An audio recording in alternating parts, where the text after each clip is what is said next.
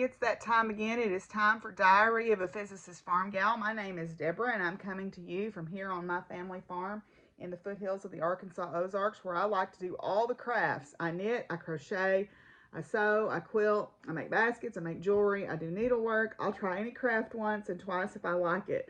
I'm also a university professor at a local comprehensive regional university where I teach courses to physics majors. I teach courses to pre-med and pre-physical therapy majors and general education majors. And also I am a docent at our planetarium, and I am very involved in programs through our Center for Excellence in Teaching and Academic Leadership, particularly in the areas of diversity, belonging, inclusion, and equity. And last but not least, I am a farmer. Breathe and check the gate while you're at it.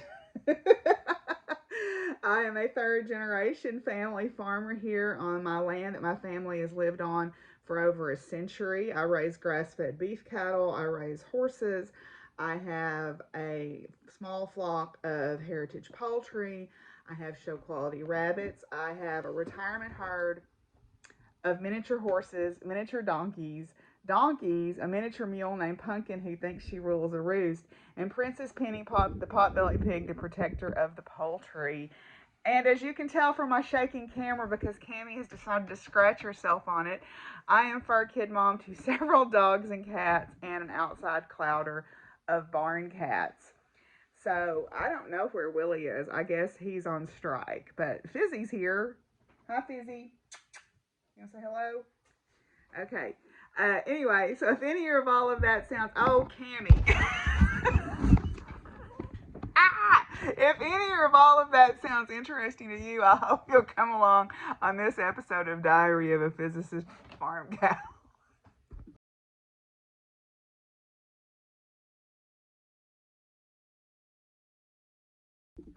Okay, so if you're looking for us on social media, you can find me on Instagram and on Ravelry as Doc Firewoman. Also, there is a Facebook group for the podcast Diary of a Physicist Farmgal, where you can join and share pictures, and I share funny articles or interesting articles about crafting.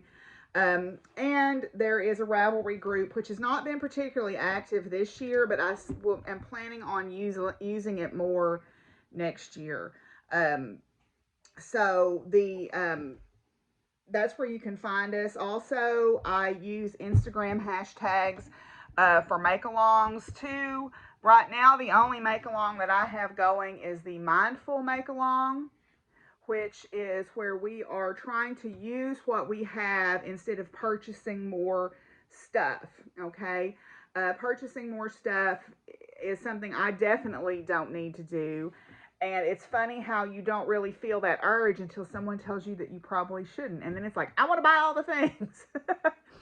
But at any rate, so that is running until April the 1st. It started October the 1st. And you can use the hashtag Mindful Makealong. And I am going to have prize at the end for something. I do have a photo album on Facebook for finished objects, or you can just hashtag as you go with any project that you're working on that's from Stash on Instagram. Now, I am on Twitter for now. I started to deactivate my account, and this is a stupid reason not to, but I follow a lot of dogs and cats on there, and I don't know. It's a dumb reason. I really don't like what's happening on there, and I should just deactivate my account, but then I think about not being able to check in on those dogs and cats, and it makes me sad. I need to find out if they have Instagram accounts, a lot of them. I'm sure probably a lot of them do, or TikToks at this point. But at any rate, so yes, there's that. So we will be starting some new Makealongs after the first of the year, so you can kind of prepare.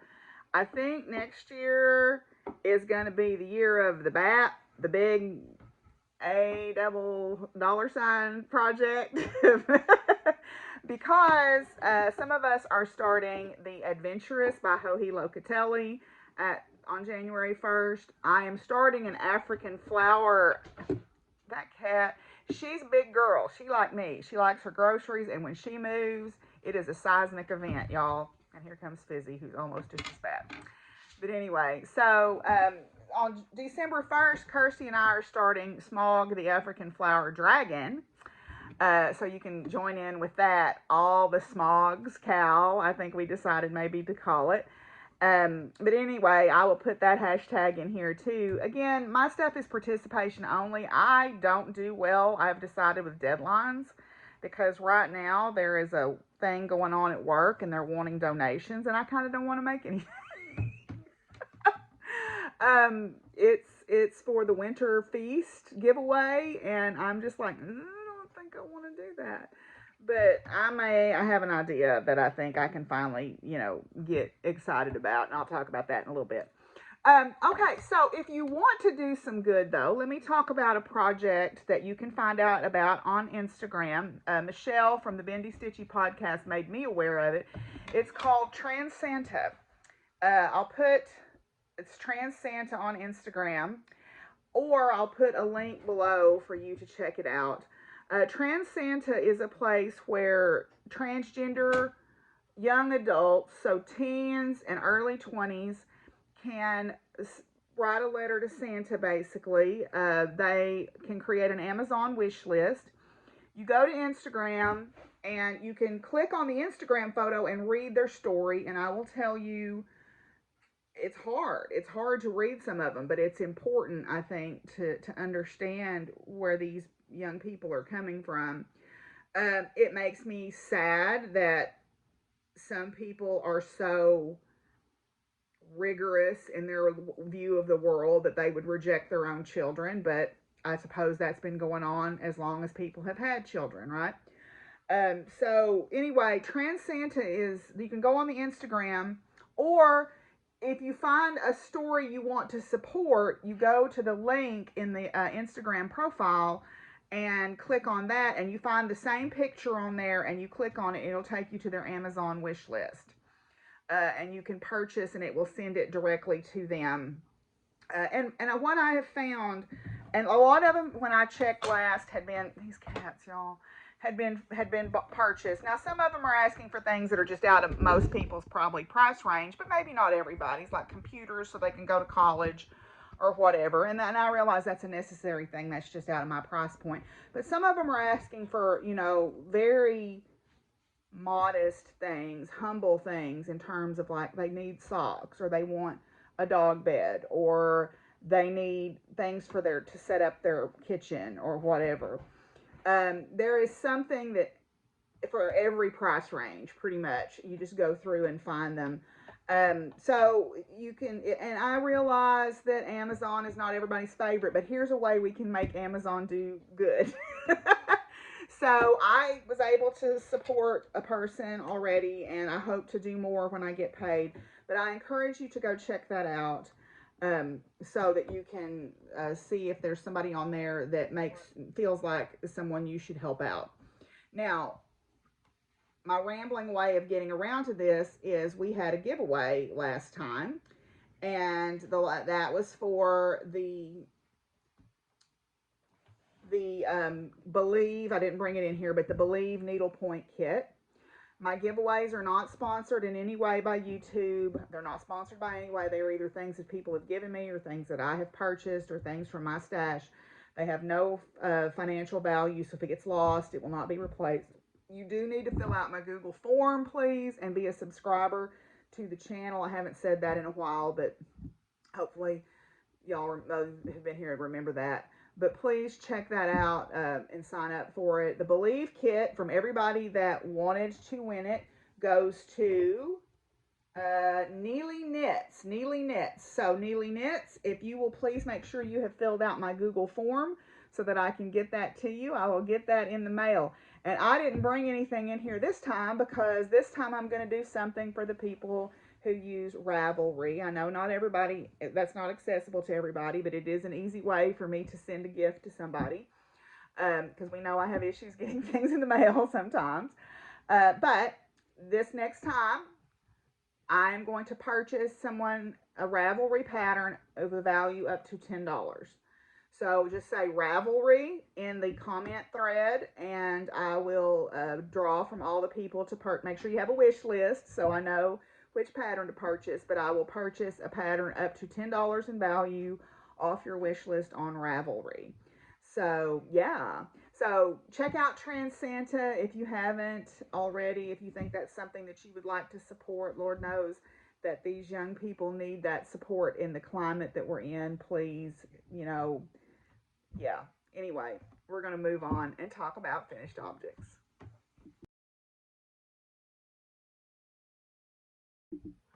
Okay, I have some finished objects to share with you this time. The first one that I'll share is in one of Charlotte from April 9 Designs bags. And I found out she just opened a new shop where they're selling tarot cards and pendulum bags and tarot card bags and stuff that look fabulous. It's called A Wish Divine. So her knitting bags are on April 9 Designs, and that shop is A Wish Divine, both on Etsy. And she was a little discouraged because she's like, you know, the knitting bag market is kind of saturated. But I'm telling you what, y'all, for the price, hers, I would say, are the best bags out there. They're very sturdy. They stand up on their own. They have a ruler inside of them. They have a handle. They have pockets. I mean, these bags are probably the best, I feel like, in their price range out there. They are affordable compared to what some makers charge for their bags. So please check them out. They are a great bag in my opinion. You know, not sponsored. I just love her bags. That's just my honest opinion. I love her bags. Okay, so the first thing that I will show you is this is the Pikachu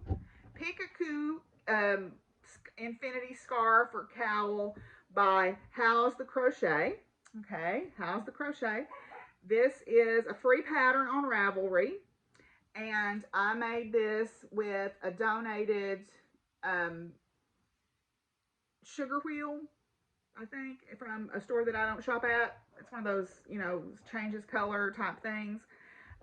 This is probably going to go in my gift pile because this is not a color. See, I don't know what just happened there. So this is the Pikachu cowl. This is by How's the Crochet. It is available on Ravelry. It's a free pattern.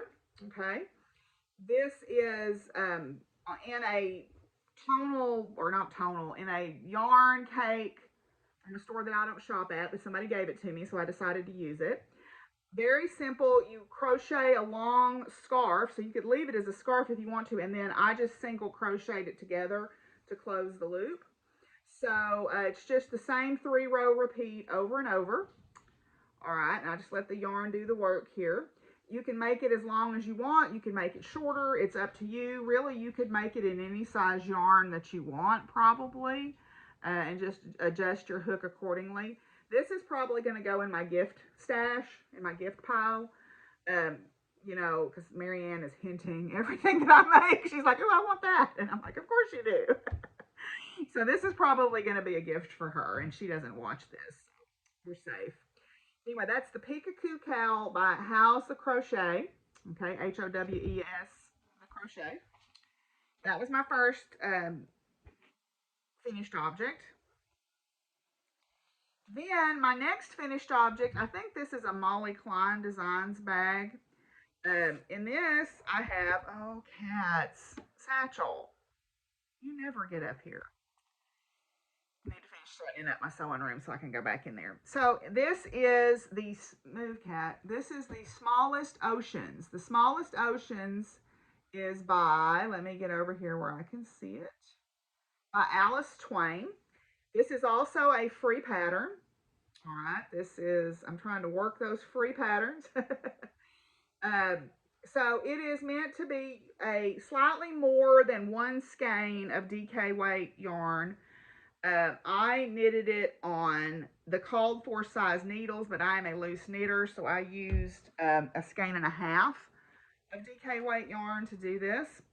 So you can see exactly that I used a skein and a half, because you can see where I ran out of the one and added on the black. So this has not been blocked. I just finished this last night, about 10 o'clock. And this is, let's see, it's a beautiful lacy pattern, and it just repeats over and over. It's the same 12-row repeat. for really as long as you want to make it. This yarn is by Leon Alexander Yarns. It's the DK Mount Olympus collection called Artemis. And then this is just some Barocco Comfort DK that Shirley gave me. And I just used it up. I completely used up these 2 skeins of yarn to make this. Nobody needs to see that. Move. You're such a crab. Send help.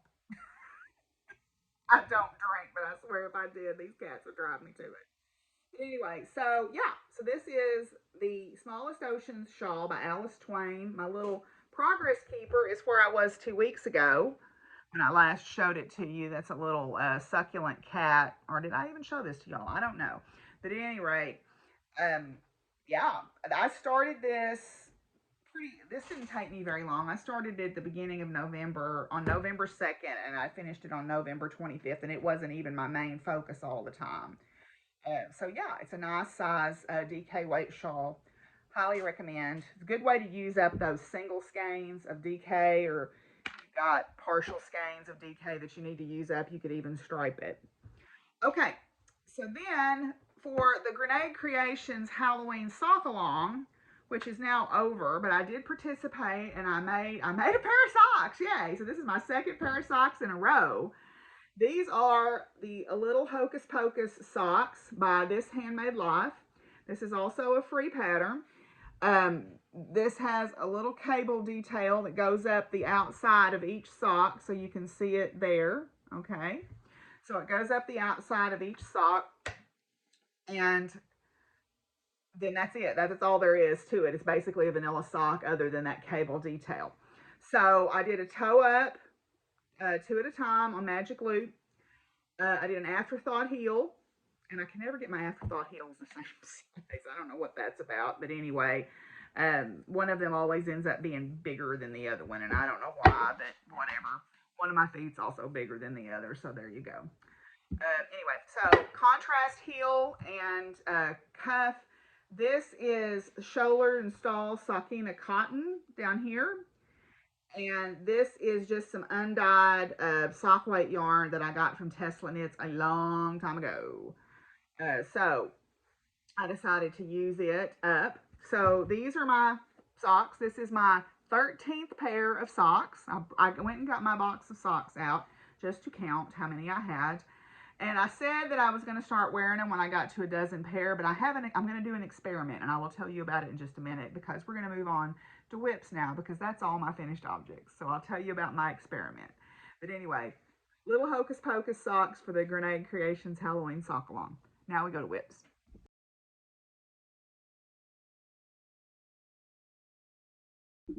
Okay, so let me tell you about my experiment. So this is an Otterly Adorable Knits bag. They had some really cute dog and cat bags at Valentine's Day, so I picked those up. My experiment is this.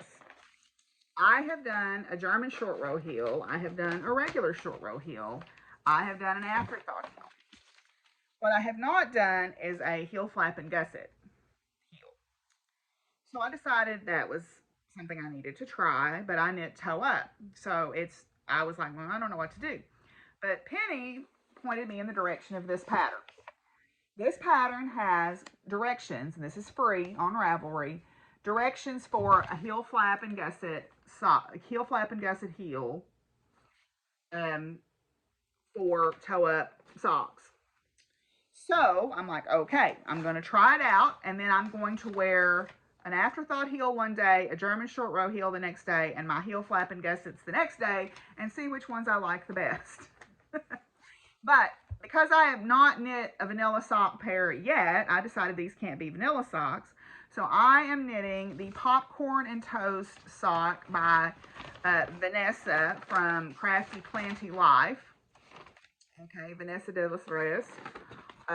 This is a pattern available on Ravelry. I believe it is free also now. And it comes in 3 sizes, but it is a reference to the Charlie Brown Thanksgiving, where Snoopy fixes popcorn and toast for their dinner. So I am knitting this out of some Regia that Shirley gave me. Okay.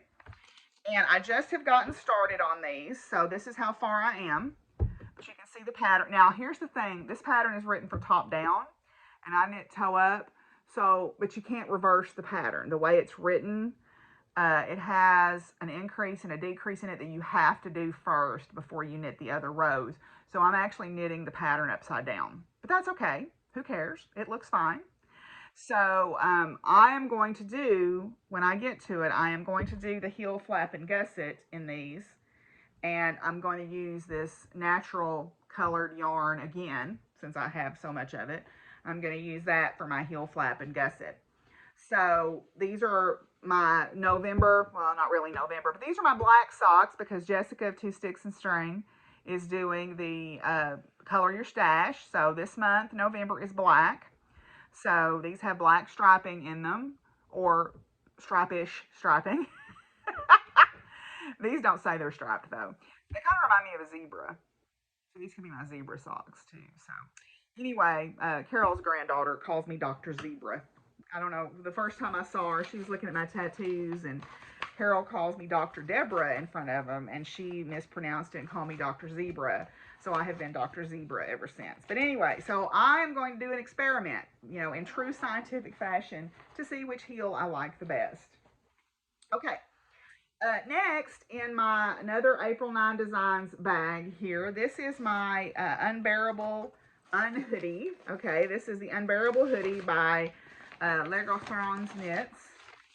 Well, let me see if I can find the front cover here. That's a different pattern, so that's clearly I'm well organized here. Well, I don't have the front page anymore. But at any rate, this is a hoodie pattern by Max Sear.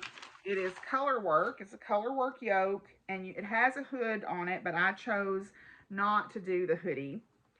I've got to find the rest of my yarn. So this afternoon, I'm going to organize again. I just do some cleaning up in my sewing room. We're going to have a little Zoom this afternoon of body doubling, where you get more done if somebody's hanging out with you there to get cleaning done. So I'm going to do that. Oh, here it is. Okay. So looks like this. The Unbearable Hoodie, but I'm not doing a hoodie, so it's the Unbearable Unhoodie. And I am doing this in Knit Picks. This is sport weight, but it knits kind of like a DK because it's really a DK weight sweater. So, whoops. This is where I'm at. And the last time I showed it to you guys, it was up here by the little chili narwhal. And I have added a few rows. I'm almost done with the color work chart. I am working on the bottom part of it here. These are going to be pink flowers at the bottom. And the bears all have hats. And then I think when I get this done, I'm going to put it on waste yarn and block it.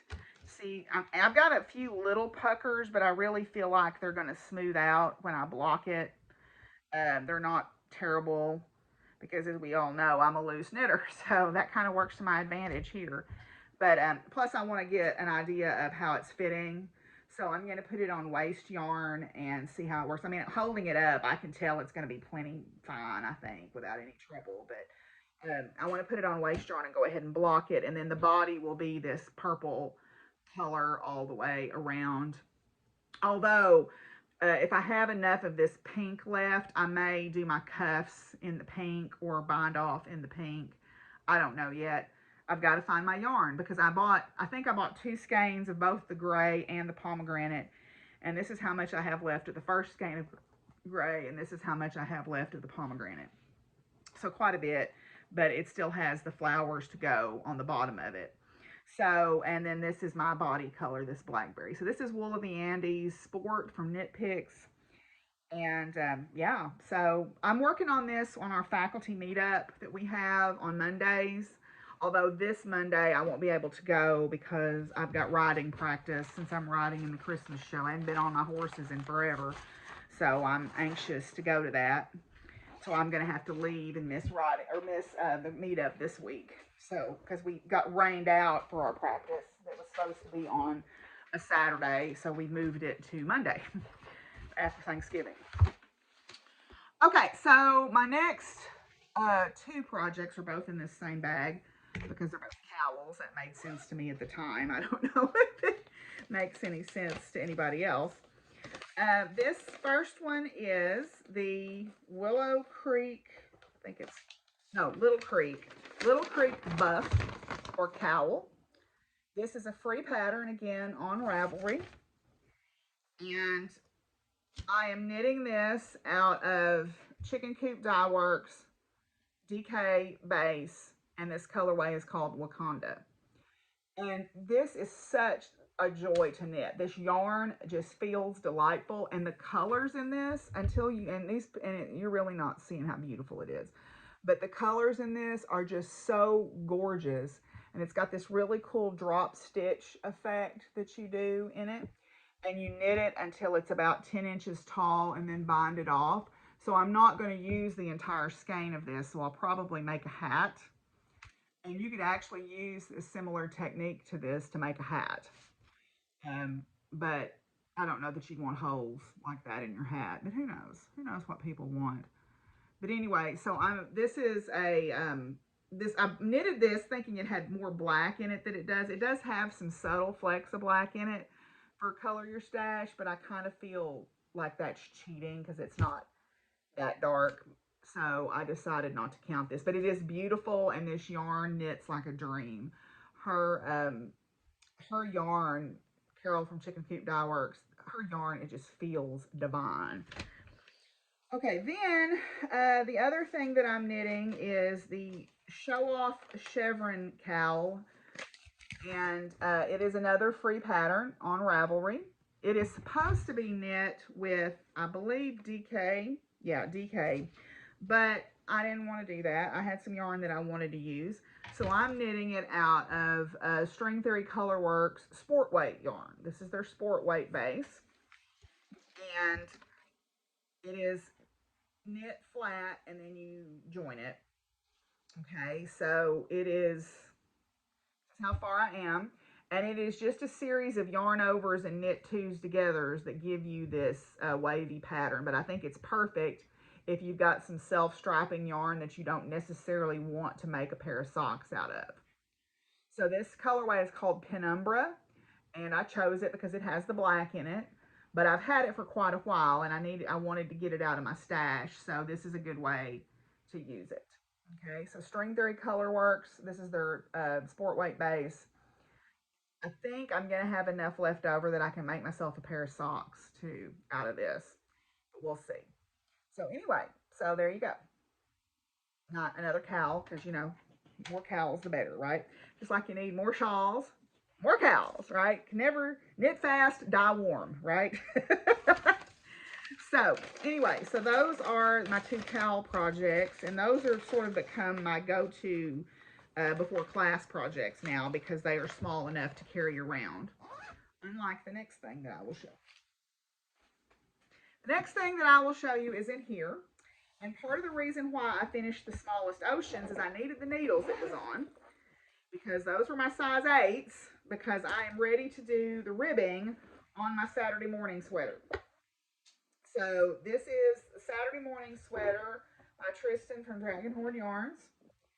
And I decided, I tried it on the other day, and it is as long as I would like for it to be.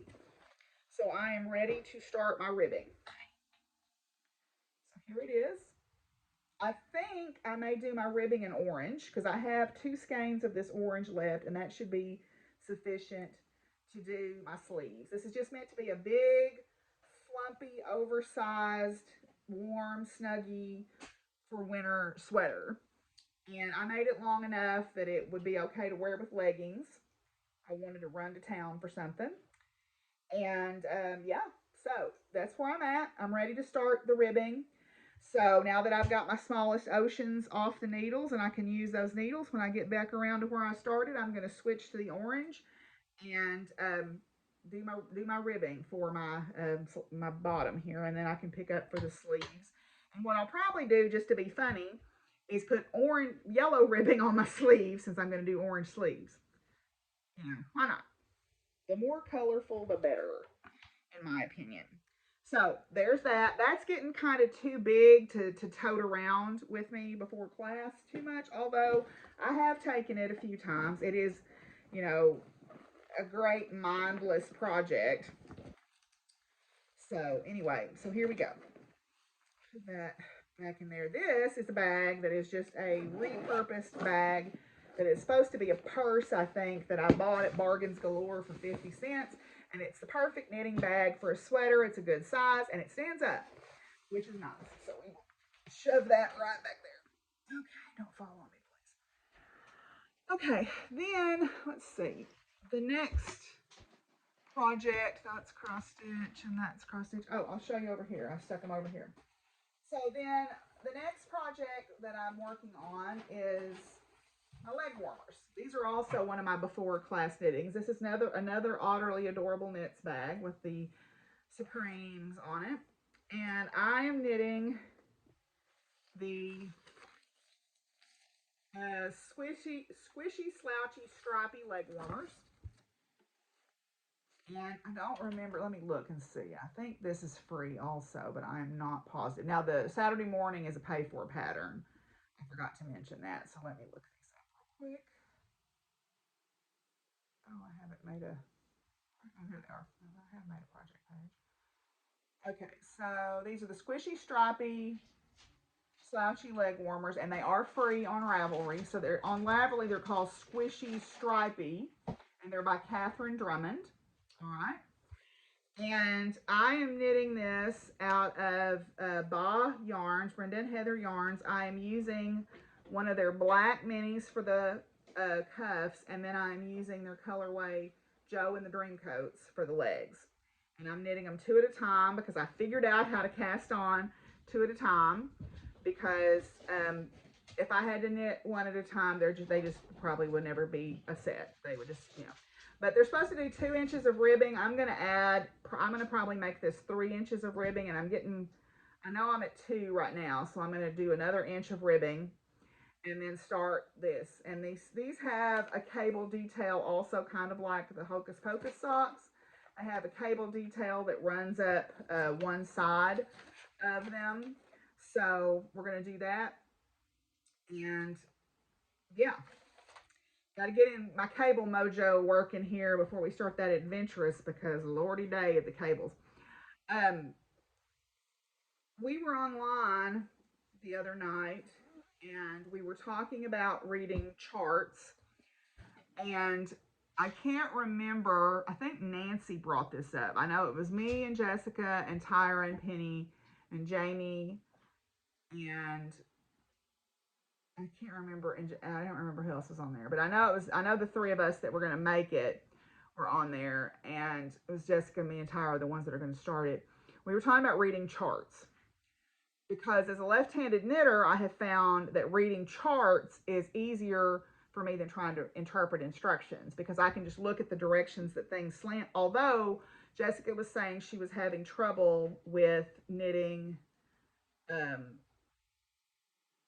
different colors or different cables, like cable 4, cable 6.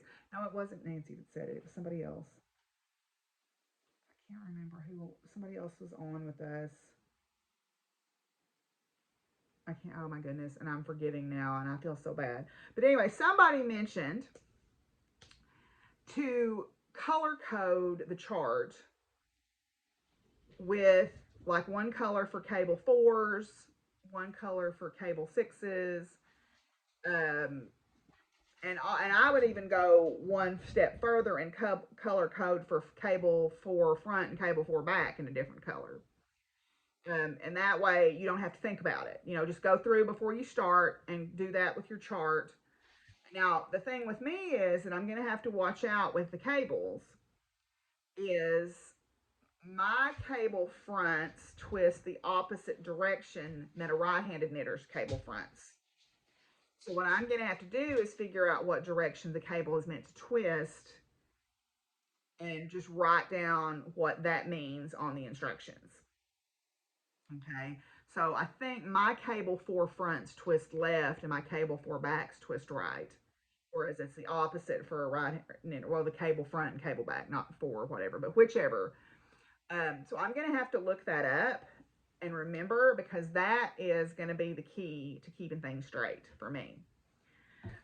So whoever mentioned that, and I'm so sorry, my mind has gone out the window. We were online Thanksgiving afternoon, and I wish I could remember who it was that mentioned using color coding, but I'm going to do that. So whoever it was, thank you very much for doing that. So anyway, this one I won't need it because it's just one cable, but that adventurous, the center back panel of that is only charted. It is not written out. So it is imperative that I practice reading charts. Last but not least, in my Women of Science bag, I've got Bruce the bat, Bruce the cuddle-sized bat here, and I am lovingly calling him Bruce got a big old head bat because Bruce got a big old head. Bruce is mostly head, right? So I am down to where I'm ready to put the eyes on Bruce, and then finish closing his head up. And that is the majority of the crocheting is Bruce's big old head. So then Bruce the cuddle-sized bat will be done. I am going to stuff him with yarn scraps too. I've been accumulating yarn scraps. And I thought, well, I'm just going to use them for stuffing because they're dark. I've got black ones and dark brown ones and stuff. So if there is a place where it might show through, it won't be like the white showing through. So Bruce the cuddle-sized bat is about to have eyeballs. So we're making progress. I have not made any more snowflakes, so I won't show those this time. Okay, so then crochet-wise, I have, or not crochet. Well, I do have one more crochet project to show you. I have put a few rounds on my mandala doily. This is a free pattern off of Aunt Lydia's crochet thread, or it's on redheart.com, but this is with Aunt Lydia's crochet thread, and I decided to do it in pride colors. So I have put a couple of rounds of crochet on my doily. I need to just finish it. I'm very close to being done. I'm on round 13 of 17. So there's really no excuse for me not finishing this anytime soon. So this is where I'm at. I did it in a double rainbow fashion, so it reverses as it goes back out. All right, so it'll end on the purple. But yeah, so there's my doily. It needs to be, obviously blocked, but you get the idea. So it's similar to the blanket that I made earlier this summer, that mandala blanket. This is a free pattern. I am just using Aunt Lydia's thread or some other version. I don't know what all these threads are because somebody gave them to me. My friend Dana's mother gave them to me because she was to a point where she was not able to crochet anymore, and so wanted someone to have her threads. And so I got a suitcase full of threads, and I just pulled that loose, and I don't know where my tail is. Oh, it's right there. So I'm going to have to tighten that magic ring back up because I just pulled on that and pulled my magic ring loose. Because, as one does, that happens. That's a thing that happens, I guess. So anyway, because I tried to crochet my tails in as I went, and look how well that has worked out for me because now I have pulled my magic ring loose. So I got to fix that. So let's move on before I tear something else up. All right, so in cross stitch land, I've made very little progress on Black Phillip, but I have made a little bit. I have just added some doodads, okay, and I closed up, or I'm closing up this side, and it matches up, so I know my border matches, so that's good. And I've added some little doodad flibber gibbet things up here.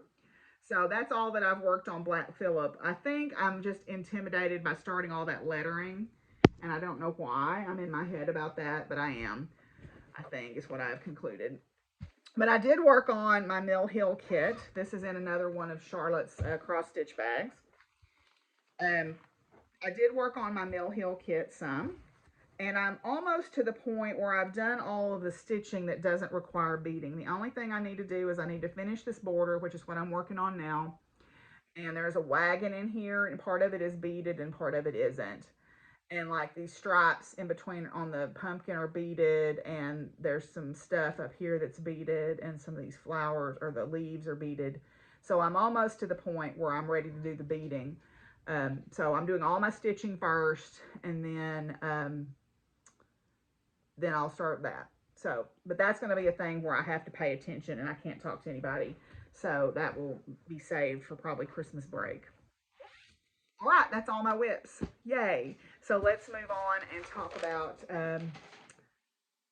future crafting.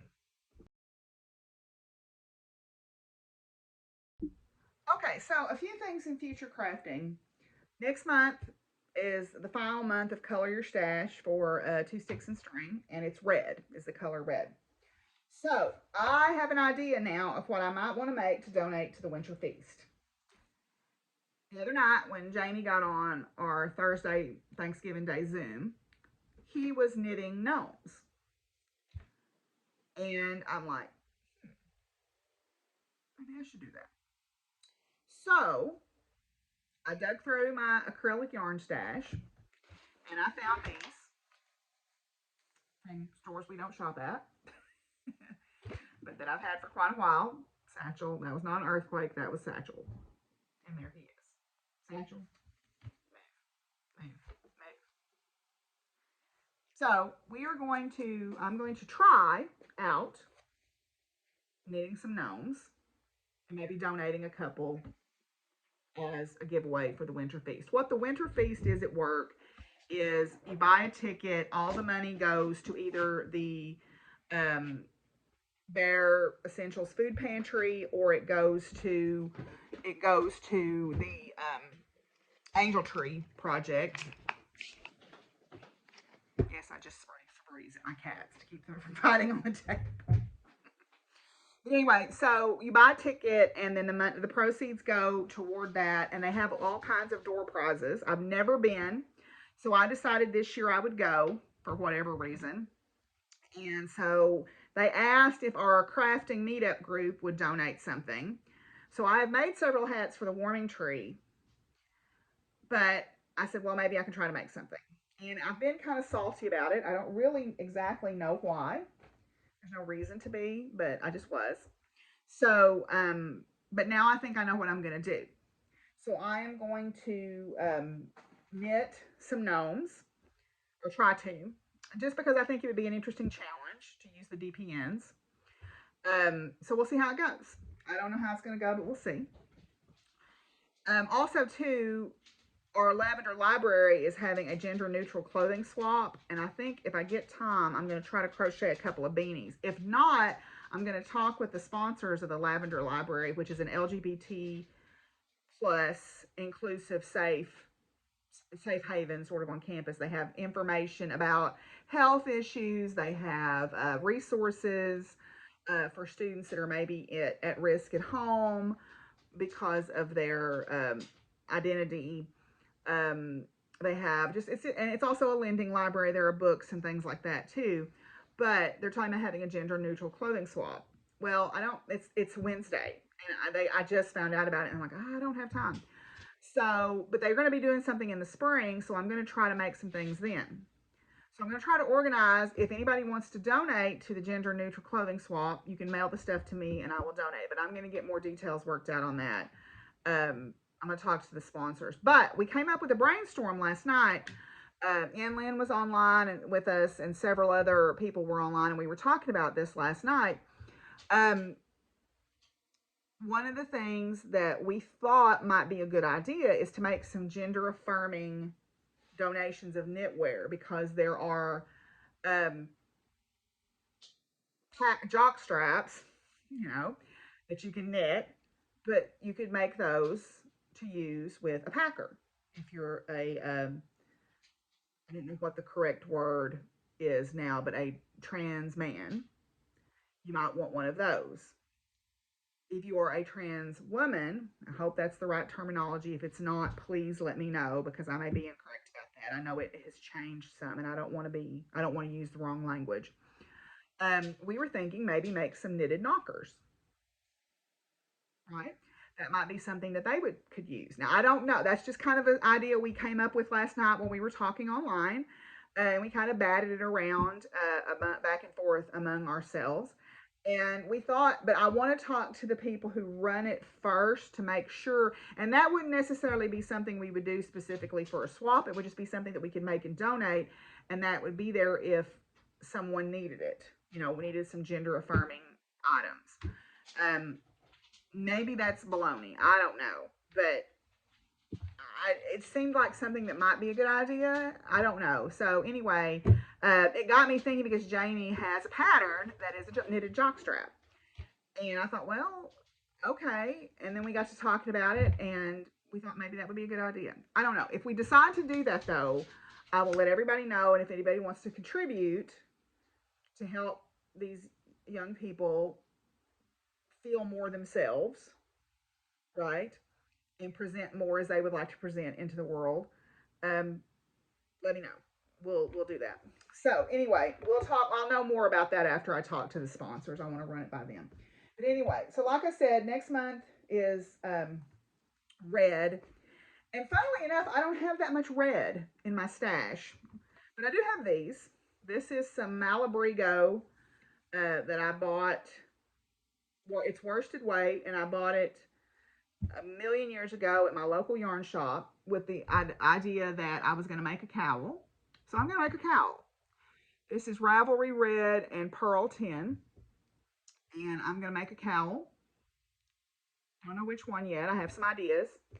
Oh, and thanks for everybody who told me the half and half wrap has now come out with a striped version. Bingo. I think Patsy and several other people let me know that half and half has come out with a striped version. So thank you. I am going to use that for that other yarn. But at any rate, I'm going to use this for one of my red projects. Then I have this, and this is perfect because Jessica, who is running the Makealong, gave me this sock yarn when we met up a couple of years ago at Christmas time. Her family was coming through on their way up to Branson, and we met up in Conway for lunch, and we're going to meet for lunch this time. Yay. But anyway, so this is perfect because she gave me this. So I'm going to, when I finish my black socks, I'm going to cast on a pair of socks out of this yarn. And I don't know which ones I'm going to make yet, but I will find something, and that's what this will be. Maybe a good Christmassy pattern. This is Regia that does the designs too, but I'm going to knit a design into it as well. So yay for that. So that'll be another red. Then I have this yarn that I got in an Advent set some years ago, and it's got a lot of red in it. So I'm thinking this is probably going to be a CJ Brady item. I've got a couple of their patterns that I haven't made yet, although I can't buy any more right now if I can't. So anyway, so there's this. And that is, oh, no, I got one more. Then someone, I don't remember who gave me this, but this is some Artistic Yarns by Abby, the Wonder Woman sock colorway. So if I get done with my Christmas socks, or heaven forbid I cast on 2 pairs of socks in the same month at the same time, I'm going to use this Wonder Woman colorway for the other one. So, ooh. Marianne asked me, I was going over to theirs for Thanksgiving because I'm, family essentially to them. And she said, oh, do you need to bring someone? And I'm like, no. Is the apocalypse nigh? I mean, no, I don't need to bring anyone. What do you mean? So maybe me taking some to Marianne's goes right up there with, me casting on 2 pairs of socks in the same month. That could be the 7th seal. We never know. But anyway, and then I also thought that I would show you the colors I have. Oh no, here's one more. This is burgundy, but I would say it falls in the red category. This is Chicken Coop Dye Works. This is some DK. I don't know what I want to make out of this. I think this would make a nice CJ Brady something or other. It's 231 yards and 100 grams, but I want to make something out of this, but I don't know what yet. So I'll think on that, but it's too pretty to stay in my stash. So we'll make something. I hesitate to make more hats, although I'm getting ready to cast on a couple, but I don't want to make too many more hats. Well, I say that you can only wear so many shawls too, and I don't seem to have a problem starting with those. Although next year I think I'm going to focus on, help me for saying this. I'm going to focus on socks and sweaters. Because I've got a lot of shawls, but I've got so many sweater quantities now, thanks to Shirley, and then Jessica's bringing me a prize that I won that's going to have some in it. I think I'm going to focus on socks and sweaters next year. I don't know what that means about the end times being nigh, but we stay tuned. But anyway, so here's my dragon. I'm doing my Smog the Dragon out of Red Heart Super Saver, and this is all the Red Heart Super Saver. Well, not all of it, but this is Red Heart Super Saver, all from my acrylic stash. My set together background color is going to be black, and then all of these colors will be the flowers. So, yay. And then last but not least, I have changed gears with my Kelvin Hall shawl. We are going to do a knit along for this. Jessica and Kirsty and I are going to sponsor a knit along for this, starting. I don't know if we're going to start February 1st, we're going to start January 1st, or we're just going to start when we start. But the Kelvin Hall shawl is a shawl by Kirsty from Grenade Creations. And I showed it already. But we're going to start a knit along for this after the first of the year. And I changed my mind about what I was going to make it out of. I have this great Leon Alexander yarn. And this has got red in it, so I could actually start it this in December. This is Leon Alexander. It's a sparkle, and I've got 2 skeins of this, which is enough to knit the Kelvin Hall. And this is close enough together in dye lot, because this is from the same dye lot. The other yarn I had was not, and while I love that yarn, I don't think it's going to work, because it was going to look too stripy. But these two together, I think, will be fine. So this is going to be my Kelvin Hall shawl. I'm still going to alternate skeins, I think, but I'm going to, it's not going to be as obvious using that yarn. Now, the last thing I want to show y'all, I know I'm rambling on and on here, aren't I? The last thing I want to show y'all, I had lunch with my friend Carol and her granddaughter, and I gave her little hat that I made her. For Dr. Zebra made her a hat that matches one of Dr. Zebra's hats, because this is the way that we need to do things. Her great aunt, great aunt, or great grandma, somebody, some elderly person in her family who's been deceased for quite a while, they were cleaning out her stuff, and they found all this crocheting stuff, and she was a prolific crocheter. And so she had 2 boxes of books, and she said, hey, you can look through these, you can have some, you can borrow some. I said, I'm just going to borrow them until you decide what you want. But I saw one immediately that I knew I had to have. I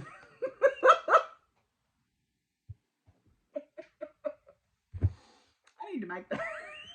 Like right now, I need to make a turkey. In honor of Reese's, I'm going to make a turkey. I don't know what's going on here with this head. I'm going to try to make it not do that. I don't like that gappiness in there. This is crocheted around like a top of a 6-inch lid off of like a bucket of ice cream or something. Those 5-quart buckets that my dad used to love from the store that were vanilla, or occasionally you'd get fudge marble ice cream. But anyway, so that is excellent. There's some other excellent things in here too. So, and there are some things in here that are a little bit terrifying, because this is from 1984. So then the other thing, and this is from 1949. Isn't that fabulous? I want to make the Daisy Doily. Is that not fantastic? That is probably a whole lot of that stuff that I don't like to do though with the chains, but boy, that's pretty. Look at that. I love that. That's probably a lot of those things like we had to do on those one snowflakes, though, now that I've realized, and I'm probably going to regret my decision to do this. But what I love about getting magazines like this is she's got check marks on all the stuff that she had made, which I think is fantastic. So anyway, I'm going to try to make the Daisy Doily. We'll see. We'll see. I may cuss the whole time, but I'm going to try to make it.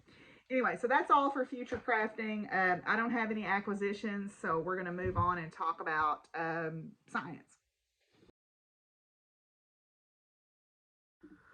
Okay, so what's going on campus?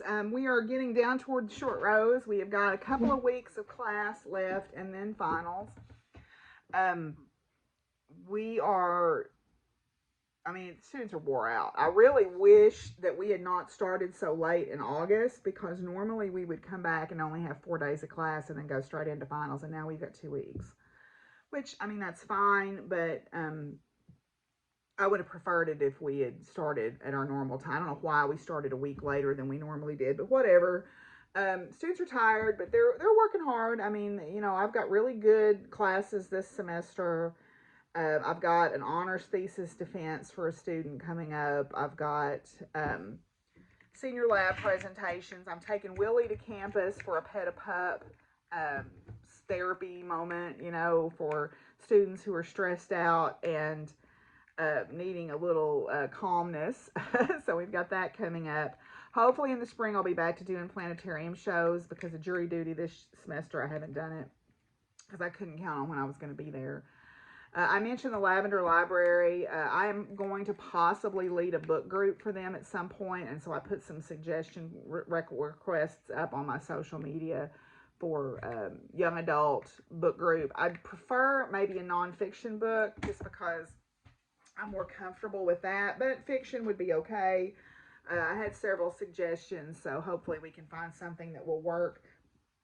Then also, I'm going to do a book group next fall for the women's book group called The Myth of Normal by Gabor Mate. And that looks like it is a thick book. It's a lot. But the section headings look like just what we need to hear right now because normal is a myth. And I think that the sooner we can accept that, the better we will all feel about ourselves. Um, so yeah, and then I've got some great ideas to include in my classes, both in the spring and in the new descriptive astronomy course that I'm developing for fall. I'm not going to get any tests in there. I'm going to have them do different kinds of assignments other than testing to get the point of the material because I want them to get into the material and enjoy it rather than just memorize for a test and regurgitate it and then forget whatever they said. So I'm going to do that. And then I'm trying to think. We're finishing up our book groups for this semester. So I haven't been able to participate in the decolonizing methodologies class as much as I would like, but I have tried to keep up with the reading. We've already finished our Smart But Scattered book group, and that was really an interesting book group. If nothing else, it was because a lot of the issues that I have struggled with, that I see students also struggling with like sustained attention or task initiation or flexibility in response to change or impulse control or emotional regulation.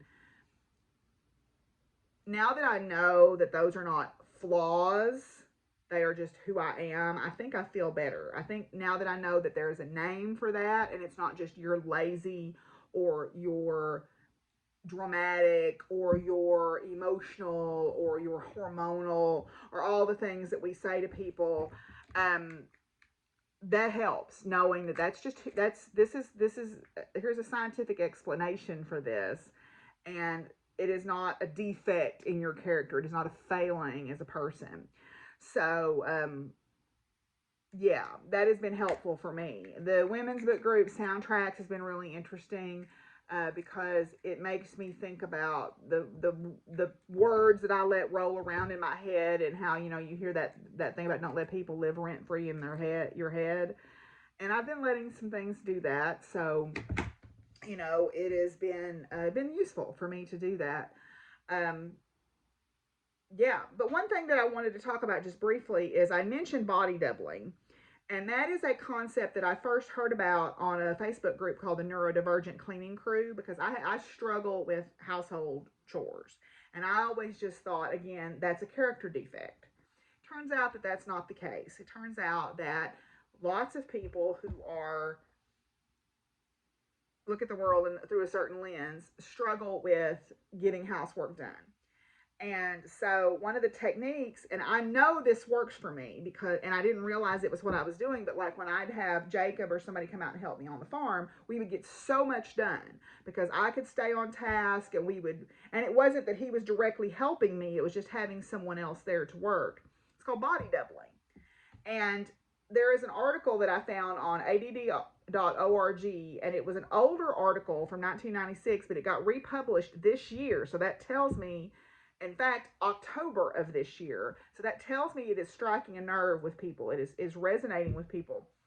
ADHD body doubling. And what it is you just have another person working on something. And I know Michelle has been doing this with her Twitch streams where one of them has just been, it's not chatty. It is, we're just going to all get online and we're going to work on whatever we need to work on. It's just having that presence of that person there.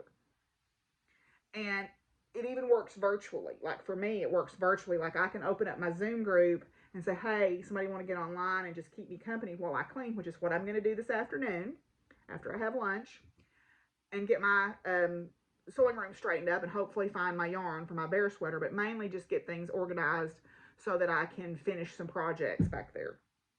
And this is not, this is not a failing. This is who we are, right? This is, and so we just have to work.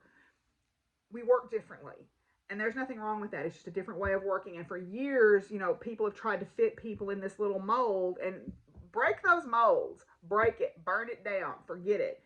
No, no, no. So anyway, this article is called The Body Double. The Body Double, a unique tool for getting things done. And this is at add.org. And it says, what is body doubling? It is a productive strategy used by people or individuals with ADHD to finish possibly annoying jobs while having another person beside them. This person is a body double.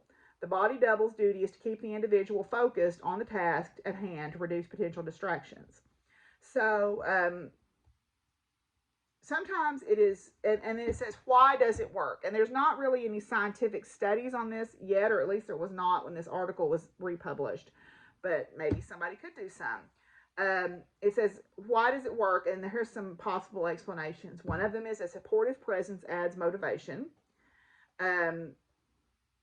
And so it helps. It's like, for example, it says a supportive presence adds motivation. So like the person that is doing the cleaning says, maybe I shouldn't waste this gift of their time, so I'm going to be productive. Because sometimes if we do things for other people, we're more likely to do them, right? It provides a model of calm focus. It adds positive energy to the workspace.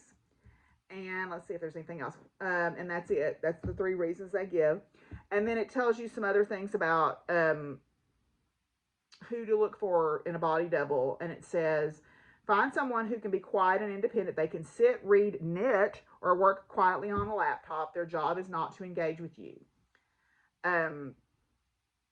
So this is not to say this, and sometimes they mention that sometimes this does not need to be somebody in your household, or it does not need to be necessarily a partner, because they may want to engage. Although I have had situations where I've had a friend come and we have just worked on things quietly and got stuff done. I've talked about doing this with my writing with some people, like saying we're just going to log on Zoom and we're going to write. I've been a little bit better about my writing this week, but I still think I may need to utilize that over the next little while. But anyway, so it says, in lieu of any proven scientific explanation, the body double is a chair holder, a space taker upper, a karmic anchor, or a wedge between you and the door. Hopefully it might be a helpful tool in your magic bags of tricks to use at just the right time to get the job done. So I wanted to just mention that because some people might not know what body doubling is. So now we're going to move on and talk about farm life. Okay, so farm, well, it's been raining. It's fixing to rain again. I don't know what time exactly it's supposed to start, but it's going to rain again. It's been gloomy all day. I got out early and put my hay out and did my chores to try to avoid that. Tim brought me some venison. He got a deer up here a couple of weeks ago, and he was kind enough to share the meat with me. So that I've got a bag of meat that I need to take as a donation to our food pantry at work. So I was going to take it before Thanksgiving, and I drove off without putting it in my car. Luckily, it was still in the refrigerator, so that was good. It had been incredibly cold here, like January style cold, for about 2 weeks. Luckily, it's more like November now. It's, we're having lows in the 40s and highs in the 50s and 60s. That's more like November weather. But a couple of things have happened. The first thing is I went up to the USDA office and signed up for the forage losses program because we had a drought here a flash drought here this summer, there is a grant available for people to provide extra sustenance to their grazing animals, cattle or whatnot. And so I applied for that grant, and it was sufficient for me to be able to pay off my hay bill, which was wonderful. So my hay man will be completely paid off. Woohoo! And I don't have to scrimp and scrape to get the money together to pay the rest of it off. I had paid him 2/3 of my bill, but I had to pay that last third still, and the grant was sufficient to do that. They also signed me up for the non-commodities crop program, which is foraging, grazing areas, whatever. And because I am a special class, I am a woman farmer, they waive the sign-up fees for that. The other thing that I got, I need to call them back because they were not in the office, but um, they had a greenhouse program at one point, a high tunnel greenhouse program, and they are still doing that, and I wanted to find out about that. But what I also, that's part of their conservation program. So I went by and picked up a circular on their conservation program, because one of the goals that I want for this place, and I actually need to contact the person, is I want to manage my property, yes, for my cattle and my horses, but also to be wildlife friendly. Because the forage losses program is really neat, because they actually take an aerial photograph of your, from Google Maps, of your property, and they look at what's open and they look at what's wooded. And I'm about half and half woods, and well, I'm a little more woods than I am open, actually, which is fine, you know. But I want to manage my property for wildlife and like native species and things like that. So I'm actually going to put a call in to Quail Unlimited and talk to them about coming out and doing some controlled burns and managing my property. So also the branch of the USDA that does that is the Conservation Resources Conservation Program. So I picked up one of their booklets, and I'm going to have a look at it. But then I was going to meet Carol at 11, and it was 10, so I had time to kill. Well, the USDA office is right next to Lowe's, and my oven has quit. Now, I'm pretty sure it's the igniter. And like I said, I was going to tear into that. And I sat here for a while, and I thought, well, you know, there's two things that I don't like to mess with: electricity and gas, because those can both kill me or hurt me. So I kind of am a little bit sketchy about working with that stuff. And the stove and the washer and dryer are all 20 plus years old. And I have, as y'all know, fixed them and repaired them and kept them going, and fixed them and repaired them. I've replaced pumps. I've replaced 3 pumps on the washer and a drive motor on the dispenser. And I've replaced a control board and a heating element on the dryer. And I've replaced the control board and the thermostat on the stove. So I feel like I have done my due diligence on keeping these things going and getting my money's worth. And it's worked, and they have worked okay. But the dryer is starting to get to the point where I can't run it on a regular cycle, because it will overheat and mess up my clothes, and it could potentially start a fire. So that is becoming a safety issue. The washer is getting to where it sometimes throws a fit and says it can't get sufficient water through the lines. I don't know if the screen's clogged, whatever. The stove, the oven has quit. Like I said, I'm pretty sure it's the igniter, but by the time I tear into there, these 20-year-old screws are probably going to strip out. And what if it's not the igniter? You know? So I went into Lowe's just to see how much things cost, because the last time I priced a washer and a dryer, they were $1,000 a piece. And I have philosophical objections to paying $1,000 for a closed toaster, because that's all the dryer is. It's a fancy closed toaster. It makes the air hot with the element just like your toaster does, and it blows it over your clothes and tumbles them around and dries them. It's a fancy clothes toaster. That's it. I have philosophical objections for paying, $1,000 for that. So, but I go in, and they're having a Black Friday sale the week of, it was Wednesday or Tuesday before Thanksgiving. And their washers and dryers are more like $650. I don't have as much of a philosophical objection paying that for it because I wanted a front loader. I know people have feelings about front loaders. I like them. I like the fact that you can run a sanitary cycle. I like the fact that I can pile my clothes on top of them, maybe not fold them right away. You know, I like a front loader. That's just my personal preference. I know not everybody likes them, but whatever. Um, and then I went in there to look at stoves because I thought, well, maybe I just need to buy a new stove, you know, because that's something you don't want to mess around with. And they had a stove on sale, a nice one on sale for about $600. Well, if you've been around for a minute, you know the epic saga of the refrigerator delivery a few years ago. And you know the epic saga of the hot water heater at the beginning of this year that went out. And they charged me a lot to install it because it was a third party installer. So I said, okay, I need to ask some questions. Well, they're not using third party installers. Surprise, you know. Because when it quadruples the cost of having something done, people probably object a lot to that. I said, okay. And they said, well, we're having a special deal. If you bundle installations, you get a discount. And then also, if you spend more than this much dollars, you get a rebate.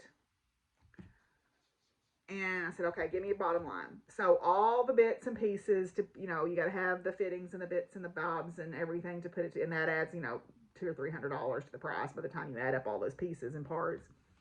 And the delivery, of course, it was free delivery because I spent over X dollars. And the haul off fee. And the 3 appliances. Everything, including installation, was $2,600. And I'm like, sold. I didn't even need to think about it. I'm like, yeah, I can't deal with this anymore. You know, and part of me rankles. I have the money to do it. You know, I've been saving up a little bit of money. And since I got the help with the Forge Losses program, I've got the money to do it. And, you know, part of me is like, oh, you could fix it. And I'm like, but I work really hard and I don't need to add to my really hard work by trying to tear apart my stove or tear apart my dryer again, possibly fix it, but not really, and then have problems or a fire or something. So I just went, you know what? There comes a time when and maybe part of my reluctance to let it go is because it was my mom's. I don't know. But it's time. It's time. These are all 20 plus years old. The new ones will be more efficient and more eco-friendly.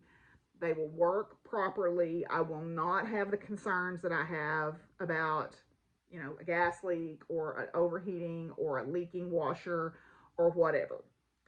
So I just went, okay, let's do it. So, yay. So that's all happening in my world. Animals are all doing fine. Gusty and Flame are getting ready to come back from Mary Ann's in a couple of weeks. I am going to ride in the Christmas show, and then after that's over, I'm going to bring them home until March. And then my goal, I hope, is to be able to go back and start riding again in March, as I was before, because I tell you what, I am so out of shape, y'all. I have gained weight, and I know my cholesterol is going to be terrible, so I've got to start moving. I started hula hooping again, or trying to hula hoop. I'm not really hula hooping yet. I am attempting to hula hoop. And I'm going to start hiking a little bit, I think, again, over winter break. But I've got to get moving again because my horses were my fitness, and I can really tell that I'm not doing that, and it's not good for my health. It's not about vanity. It's about my physical health. So anyway, so all that to say, that's what's going on here on the farm. I guess Willie just don't want to talk to y'all this week. I'm sorry. The cat's only. Willie's back there in his little bed, and he's like, nope, not coming out. So anyway, I guess we'll come back and end with a few final thoughts. Okay, I picked out a poem I wanted to read today that has to do with what I was talking about earlier about accepting ourselves for who we are and not seeing our differences as flaws or failings. Many of you are familiar with the poet Joey Harjo. She is a member of the Muskogee Creek Nation, and she was born in Tulsa, Oklahoma. She has written many poems about the landscapes that she's lived in. She is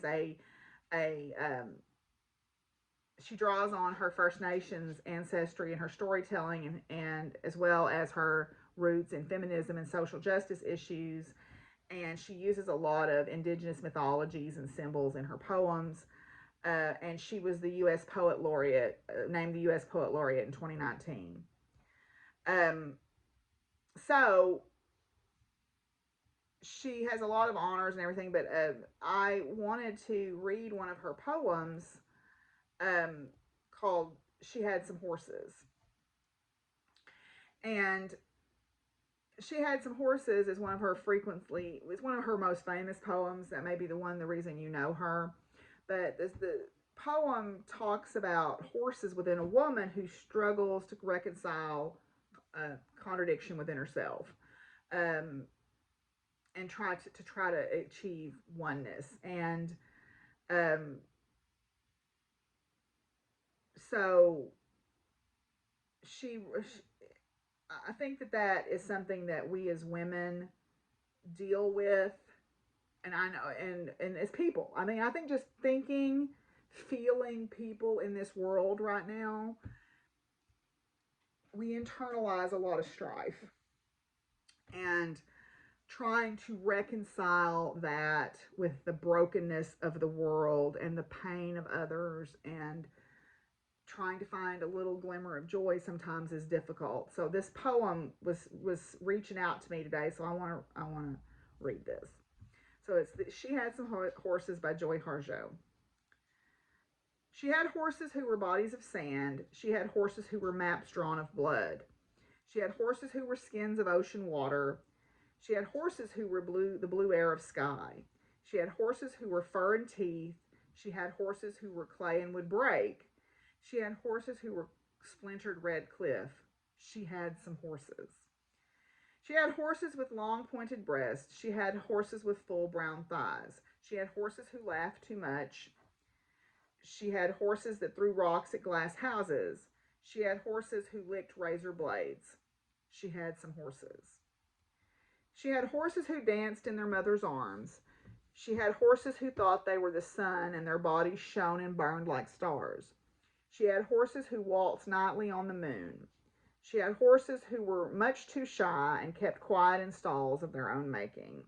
She had some horses.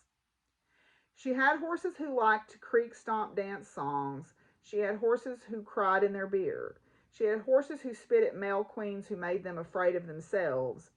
She had horses who said they weren't afraid. She had horses who lied. She had horses who told the truth and were stripped bare of their tongues. She had some horses. She had horses who called themselves horse. She had horses who called themselves spirits and kept their voices secret into themselves. She had horses who had no names. She had horses who had books of names. She had some horses. She had horses who whispered in the dark and who were afraid to speak. She had horses who screamed out of the fear of silence, who carried knives to protect themselves from ghosts. She had horses who waited for destruction. She had horses who waited for resurrection. She had some horses. She had horses who got down on their knees for any savior. She had horses who thought their high price had saved them. She had horses who tried to save her, who climbed into her bed at night and prayed as they raped her. She had some horses. She had some horses she loved. She had some horses she hated. They were the same horses. I think that's really hits me where I live right now, because we struggle with the shadows of who we were and the images of who we would like to be. And we struggle with those who were in our past that maybe should stay there, that sometimes rear their ugly head. And we struggle with those who are in our present as we try to figure out how we fit into their lives or they fit into our lives. But mostly we struggle within ourselves to realize that we are not the person we were yesterday or 5 years ago or 20 years ago.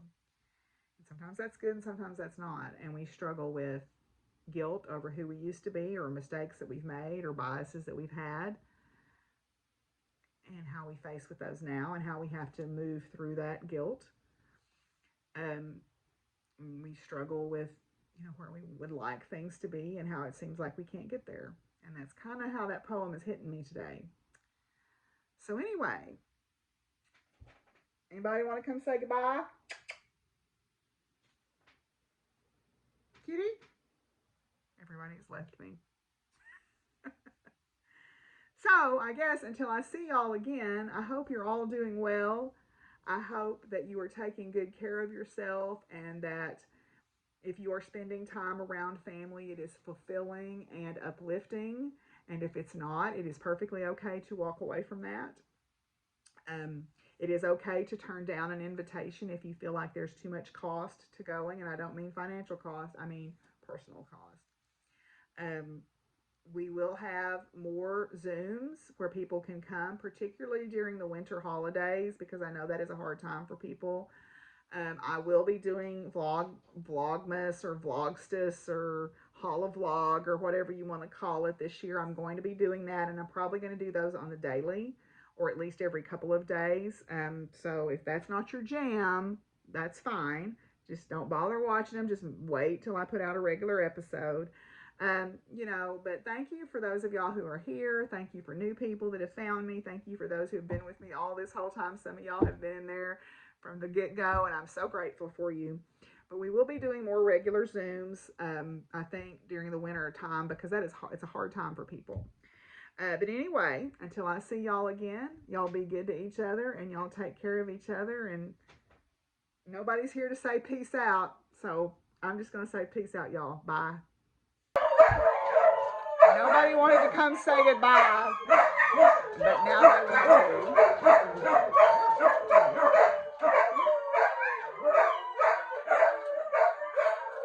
My neighbor's shot, and that's why.